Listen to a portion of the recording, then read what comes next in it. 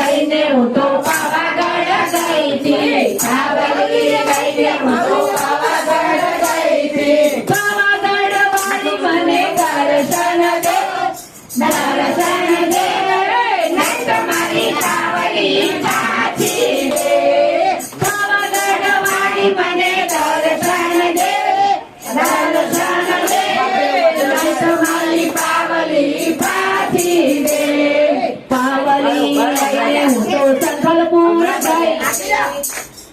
પાવલી લઈને હું તો સંકલ્પપુર ગઈ સંકલ્પપુર વાળી મને દર્શન દે